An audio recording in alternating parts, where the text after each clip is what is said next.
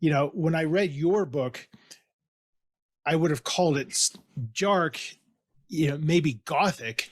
Mhm. Horror. I don't know. I know. I mean, it depends on, so was that weird for you? Like when your editor says, let's make this into a horror novel, what's going on in your mind in terms of like, okay, what is horror? What does that mean? How dark does this have to be to become horror? Yeah, I actually had a lot of those questions.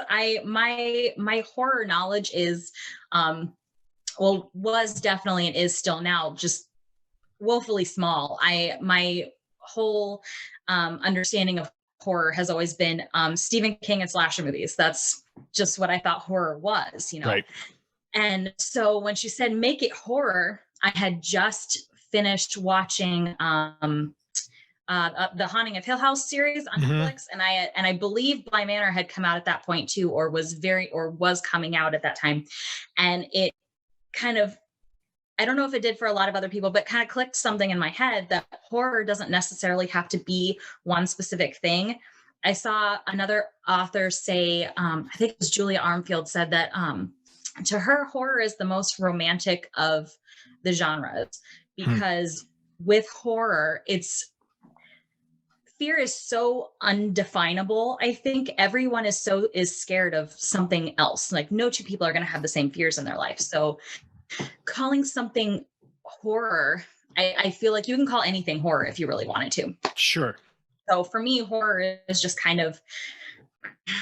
it's kind of injecting that unknown. Everyone is always scared of the unknown. So if you inject a little bit of the unknown and you don't explore it to its fullest and you leave a little bit of that mystery in there, I feel like that's what makes it horror. And that might even be too simplistic, but I feel like horror is so malleable that it is for me to do. Yeah.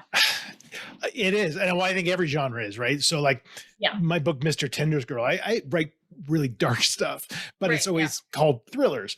And, my editor once kind of said it's kind of thrillers that have elements of horror, whatever that means. And I agree. Everything bleeds into other things.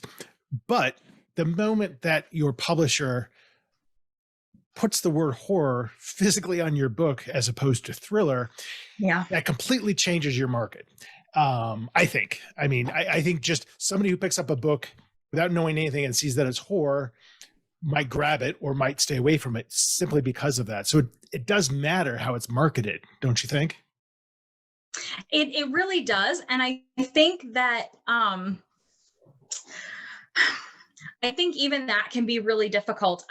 As the review, I know we're not supposed to read them, but as the reviews are coming in for my book from NetGalley, I'm seeing a lot of people kind of challenge the idea that my book is horror at all, because when you slap a horror label on it, like you said, you have a kind of, you have expectations when you go into it, right? Yeah.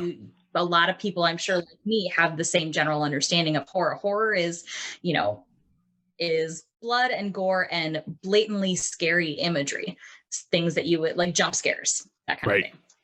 So I find it, I think that, marketing is probably the most important aspect of calling something anything, especially horror, because if you insist something is scary or you insist something belongs in a horror genre, I think eventually people just kind of accept it.